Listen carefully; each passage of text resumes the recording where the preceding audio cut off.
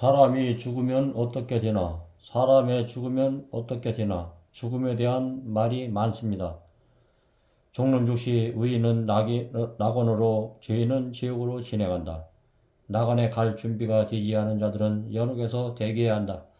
죽음은 모든 것이 끝이다. 그 외엔 아무것도 없다. 죽음이란 한 생을 통해 또 다른 형태의 생명으로 옮겨지는 것이다. 죽음 후에는 내세가 있다. 그러나 부활시까지 무의식 속에서 잠자야 한다. 죽음에 대해 왜 이처럼 혼돈을 주는 말이 많습니까? 사실상 이러한 혼돈은 에덴 동산에서 시작되었습니다. 하나님께서는 우리의 조상 아담 하와에게 금단의 가해를 먹음으로 불순종하면 너희는 반드시 죽으리라고 선언하셨습니다. 그러나 사탄은 먹어도 결단코 죽지 않으리라고 말하므로 그 순간부터 혼돈이 시작됐습니다. 이제 우리는 인간의 말을 듣지 말고 친히 죽음을 경험했고 또 죽은 자들을 무덤에서 일으키신 예수님의 말씀을 들어봅시다. 그분은 나인성 가부의 아들의 장례 행렬을 멈추시고 그를 살리심으로 어머니의 슬픔을 단숨에 기쁨으로 바꿔 놓으셨으며 또 죽은 지 나흘이라 되는 나사로를 무덤에서 일으키셨습니다. 뿐만 아니라 예수님은 바로 자신이 죽으셨고 무덤에 가셨고 그리고 부활하셨습니다. 그래서 그분은 죽음과 부활에 관하여 최고의 권위자이십니다. 예수님과 성경의 저자들은 죽음을 잠으로 표상합니다. 요한복음 11장 25절 예수님께서 가라사대 나는 부활이요 생명이니 나를 믿는 자는 죽어도 살겠고 예수님께서는 야이로의 딸이 죽었을 때 이 아이가 죽은 것이 아니라 잔다 하였습니다. 마가복음 5장 39절 또 그의 친구 나사로가 죽었을 때 또 나사로가 잠들었도다. 요한복음 11장 11절이라고 말씀하셨습니다. 마태도 예수님께서 부활하실 때 무덤들이 열리며 자던 성도의 몸이 많이 일어났다고 했습니다. 마태복음 27장 57절 누가는 스데반이 돌에 맞아 죽는 장면을 기록하면서 그가 이 말을 하고 자니라. 사도행전 7장 60절 사도 바울도 보라 내가 너에게 비밀을 말하노니 우리가 다 잠잘 것이 아니요 마지막 나팔에 순식간에 호련히 다 변화하리니 나팔 소리가 나매 죽은 자들이 썩지 아니할 것으로 다시 살고 우리도 변화하리라. 고린도전서 15장 51절 52절 계속해서 그런 주께서 강림하실 때까지 우리는 살아남아 있는 자도 자는 자보다 결단코 앞서지 못하리라고 하셨습니다. 데살로니가전서 4장 15절 이스라엘과 유다의 왕들이 죽음에 관해 성경의 저자는 왕들이 그들이 조상들과 함께 자니라. 왕상 11장 43절 14장 20절 31절 15장 8절 참고하십시오. 예수님께서 성경의 저자들이 죽음을 왜 잠자는 것으로 묘사했을까요?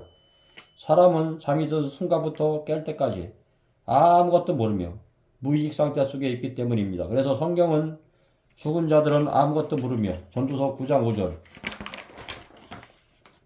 그의 호흡이 끊어지면 흙으로 돌아가서 그날에 그의 도모가 소멸된다고 말했습니다. 시편 146편 4절 다시 말해 죽은 자들의 상태는 부활의 날까지 무의식 무활동적 잠든 상태의 연속입니다.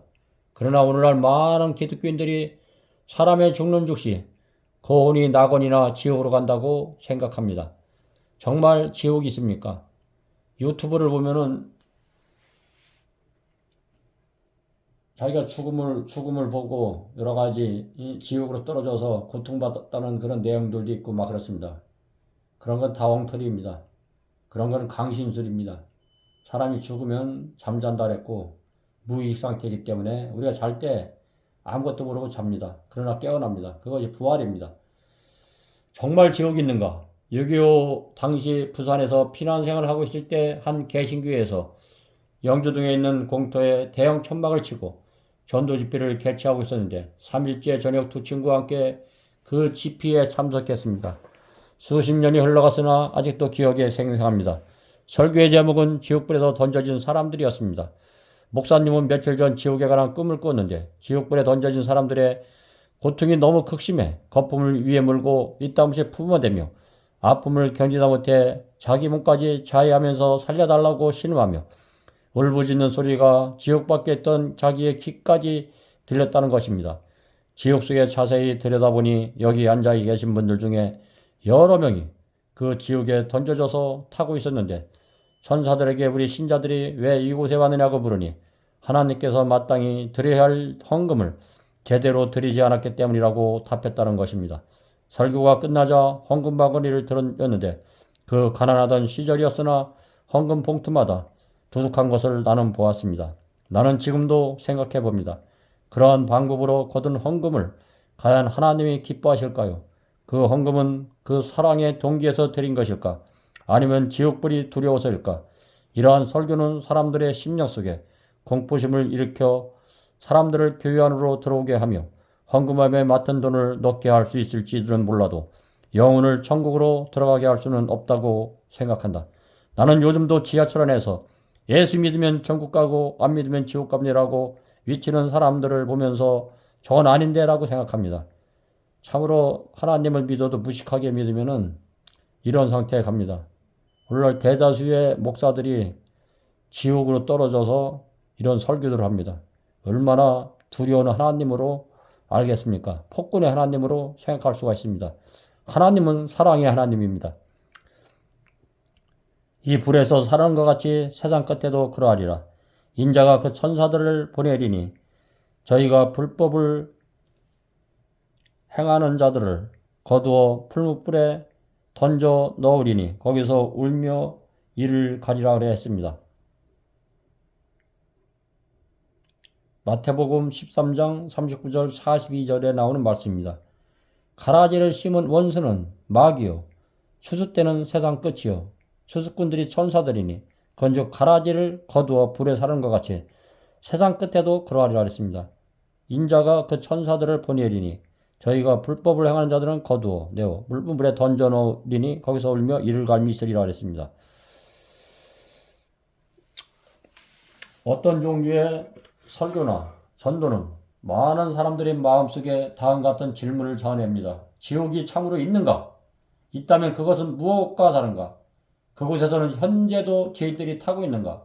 그들이 영원토록 지옥불에서 탈 것인가? 사람이 하나님께서 정말 이런 잔인한 방법으로 인간을 형벌하실까? 우리는 사랑의 하나님을 섬기고 있는가? 아니면 잔인한 폭군을 섬기고 있는가? 기독교인이나 비기독교인들 중 많은 이들의 마음속에 땅속 어느 깊은 곳에 지옥이라는 한 금 불구덩이가 있어 그 속에서 죄인들이 타고 있는데 마귀가 큰 갈퀴를 가지고 악인들을 슬슬 저으면서 죽을만 하면 갈퀴로 꺼내어 살아나게 하고 살아나면 다시 불구덩이 속으로 집어넣어 고통을 주다가 거의 죽어가면 또 꺼내어 살게 하기를 영원토록 반복하고 있다는 것이다. 여러분이 부모나 아들과 딸, 형제나 자매, 친척, 친구들 중 예수를 믿지 않다가 죽었는데 그들이 지금 이 처지에 놓였다고 생각해 봅시다. 저들이 30년, 50년 혹은 80년간 이 세상에서 죄를 지었다 하여 수천 년, 아니 영원토록 불구덩 속에서 탄다고 상상해 보십시오. 세상의 그 악한 폭군도 그런 일은 하지 않을 것입니다. 하물며 사랑의 하나님이 그러한 일을 한다고 가르치는 것이 정말 성경에 나온 말일까요? 아니면 사탄에게서 나온 말일까요? 예수님은 이 문제에 대해 분명하게 말씀하고 계십니다. 마태복음 13장 39절 42절 가라지를 심은 원수는 마귀라 그랬습니다. 우리 마음의 심령에 가라지를 심은 것은 마귀입니다. 또한 옥토밭에 가라지를 심은 것도 마귀입니다. 추수 때는 세상 끝이요 추수꾼은 천사들이라 그랬습니다. 그런즉 가라지를 거두어 불에 사르는 것 같이 가라지를 거두면 불에 바로 살아버립니다. 우리가 죽어도 그렇게 됩니다. 어떻게 지옥불로 떨어집니까? 인자가 그 천사들을 보내리니 저희가 불법을 행하는 자들은 거두어내어 풀무불에 던져넣으리니 거기서 울며 이를 갈미 있으리라. 이에 성경은 우리에게 몇 가지 중요한 사실을 말해주고 있습니다. 추수 때는 세상 끝이라 했습니다.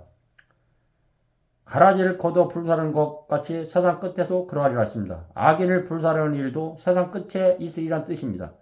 위의 말씀은 지옥은 분명히 존재하며 그것은 고통스럽고 쓰라린 곳이긴 하나 지옥불은 세상 끝에 타겠으며 지옥은 한 사람도 타고 있지 않음을 나타낸다. 지금은 만일 사람이 죽을 때 지옥이나 낙원으로 간다면 부활도 필요 없고 심판도 필요 없습니다. 죽을 때 이미 낙원 가고 지옥에 가 있는데 부활이 왜 필요하며 심판이 왜 또 필요하겠습니까? 그러나 성경은 장차 의인과 악인의 부활이 있으며 심판이 있을 것을 명백히 말해주고 있습니다. 이는 우리가 다 반드시 그리스도의 심판대로 앞에 드러나 각각 선악간의 금음으로 행한 것을 따라 받으려 함이니 고린도후서 5장 10절 참고하십시오. 히브리 9장 27절, 다니엘 7장 9절 10절 참고하시고 꼭 찾아보십시오. 마태복음 25장 31절 34절 41절에 보면 언제 악인이 그들의 형벌을 받는다고 기록되었습니까? 인자가 자기 영광으로 모든 천사들과 함께 올 때 사람이 죽을 때가 아닙니다. 성경에 의하면 죽은 자들이 지옥에 가는 것이 아니고 예수님의 산림시 악인들이 무덤에서 일어나서 심판을 받은 다음에 산채로 유황불못에 유황불못에 던져진다고 그랬습니다. 계시록 19장 20절. 그러므로 죽은 악인들이 지옥불에 던져지는 것이 아니고 살아있는 악인들이 던져지는 것입니다. 언제 지옥불에 타는가? 천년이 참에 사탄이 그 옥에서 놓여 나와서 땅이 사방 백성 곧 곡과 마곡을 미혹하고 모아 싸움을 붙이리니 그 수가 바다모래 같으리라.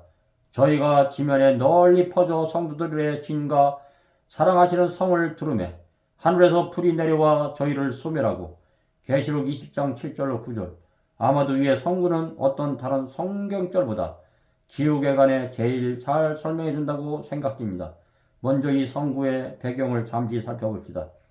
위에 성경절은 예수님 상림 때 일어나는 장면입니다. 예수님은 약 2000년 전에 이미 초림하셨습니다. 마태복음 2장. 오래지 않아 재림하실 것입니다. 요한복음 14장 1절로 3절. 사도행전 1장 11절.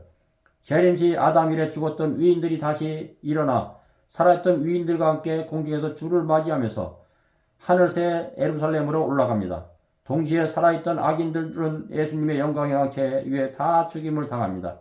이 황폐된 지구 위에 사탄 홀로만이 남아 있습니다. 천년이 참에 사탄이 그 옥에서 놓여 나와서 땅이 사방 백성 곧 곡과 마곡을 미혹하고 모아 싸움을 붙이리니 그 수가 바다모래 같으리라. 저희가 지면에 널리 퍼져 성도들의 진과 사랑하시는 성을 두르매 하늘에서 불이 내려와 저희를 소멸하고 계시록 20장 7절로 9절 말씀.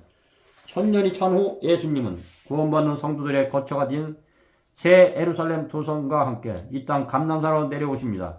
이것이 그리스도의 삼림입니다. 예수님께서 무덤 속에 잠자는 악인들에게 다 일어나라고 말씀하실 때 아담 아래 죽었던 모든 악인들이 다 부활합니다. 그 수는 바다 모래처럼 많습니다. 이들은 첫째 부활 시 일어난 위인들과 얼마나 대조를 이룹니까? 첫째 부활에 일어난 위인들은 혈기왕성한 젊음과 아름다움을 지니고 무덤에서 나왔으나 천년 후에 둘째 부활에 일어나 악인들은 그들이 죽을 때 모습과 그대로 곧 늙고 병들고 초췌한 모습 그대로 지니고 부활합니다. 겉모습뿐만 아니라 속도 변하지 않습니다. 그들은 하나님과 그분의 백성에 대한 저기와 반역에 대한 정신도 그대로 가지고 일어납니다. 그 가운데는 예수님을 십자가에 못 박은 헤롯도 있겠고 많은 선지자들을 처형한 아합의 아내 이세벨이든가 그 무지한 인명을 대학살한 히틀러나 스탈린도 있을 것입니다. 사탄은 살아있던 악인들을 다 죽고 위인들은 하늘로 승천한 후 천년간 황폐된 지구상에 혼자 남아 있었으나 예수님이 모래처럼 많은 수의 악인들을 부활시키자 다시 활력을 얻어 그들에게 내가 이 땅의 통치자이며 나의 능력으로 너희들을 무덤에서 일으켰다. 이제 우리가 저기 있는데 새 예루살렘만 무찌르면 우리들의 승리는 영원한 것이 될 것이라고 말합니다. 거기에는 과거의 전쟁에서 한 번도 패한 적이 없는 장교들도 허다합니다. 무서운 현대 무기를 발명하여 제작한 과학자들과 숙련된 기술자들이 있을 것입니다. 그래야 이러한 무기들을 다시 제작할 것입니다. 삼림시 부활한 악인들이 몇 년간 이 땅에 살게 되는지는 영감의 글에는 기록되어 있지 않았으나 이러한 무기들을 제조하여 대대적인 전투를 준비하는 것으로 보아 꽤 여러 해의 기간이 있으면 틀림없을 것입니다. 드디어 진군 명령이 내립니다. 셀 수 없는 많은 대군이 행진을 시작합니다. 그것은 일찍이 어떤 정복자도 소집할 일이 없는 대군. 이 세상의 전장에 있어온 이래 각 시대의 모든 군대를 다 합칠지라도 비교할 수 없을 정도로 큰 대군입니다. 가장 강한 전사인 사탄이 두 군대를 진두지휘하고 악한 천사들이 그 마지막 전투에 힘을 합합니다. 왕과 전사들이 그를 쫓고 여러 군단으로 이루어진 큰 무리가 각 지휘관들의 명령 아래 그를 따를 것입니다. 대쟁투하건 336페이지. 드디어 진군 명령과 함께 큰 대군이 새 예루살렘 성으로 진격할 때 바로 하늘이 불에서 내려와 그들을 살아버립니다. 이 사람은 바로 죽는 것입니다. 무슨 지옥불이 있습니까? 이건 유황불입니다. 바로 이때 지옥불이 생기는 것입니다. 다시 위에 성경절을 읽어봅시다.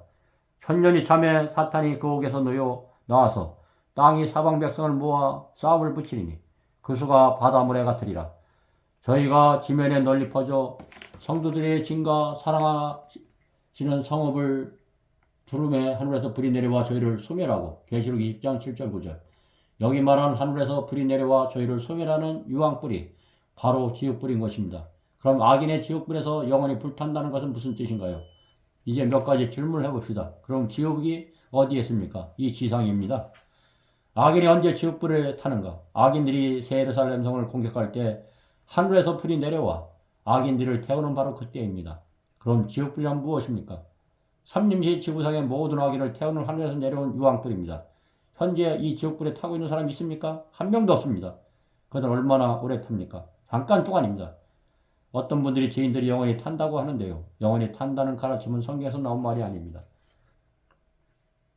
악인이 형벌에 관한 몇 개의 성경들을 찾아봅시다.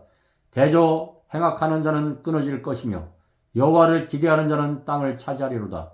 잠시 후에 악인이 없어지리니 내가 그곳을 자세히 살필지라도 없으리로다. 시편 37장 9절로 10절. 악인은 멸망하고 여호와의 원수는 어린 양의 기름같이 타서 연기되어 없어지리로다. 여기에 악인들은 지옥에 영원히 타고 있다고 말하지 아니하고 불에 타서 연기되어 없어진다 했습니다. 여러 성경곳에 악인들이 영원한 불 또는 꺼지지 않는 불에 탄다고 하지 않았는가? 예컨대 마태복음 3장 12절 쭉정이는 꺼지지 않는 불에 태우시리라고 마태복음 20장 41절 45절 왼편에 있는 자들에게 이르시되 저주를 받은 자들은 나를 떠나 마귀와 그 사자들을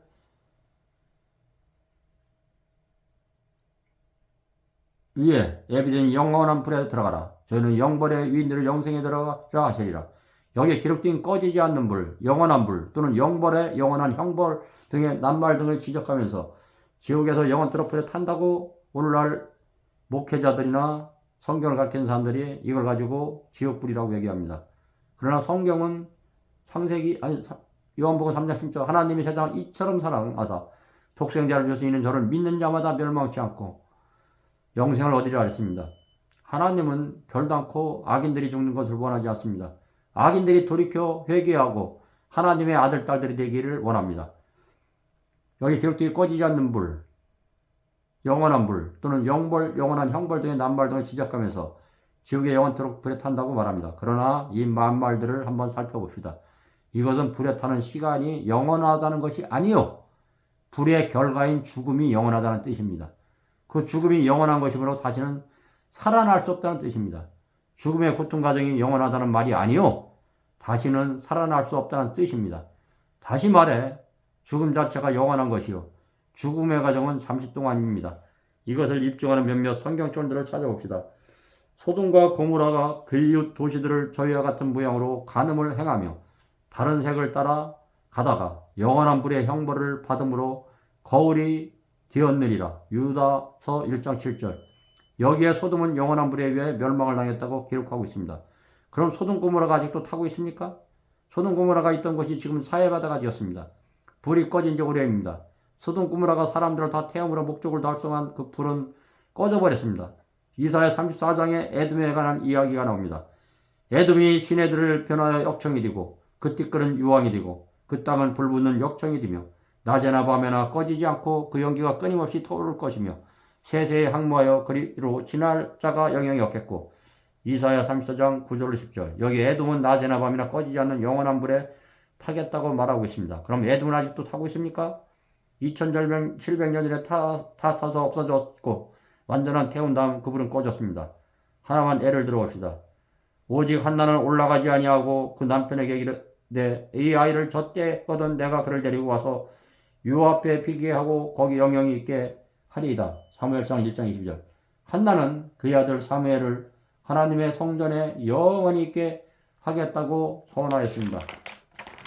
그럼 사무엘이 아직도 성전에 머무르고 있는가? 아닙니다. 우리 모두 지옥에 관한 말씀에 하나님께 감사합시다. 하나님은 잔인한 폭군이 아니십니다.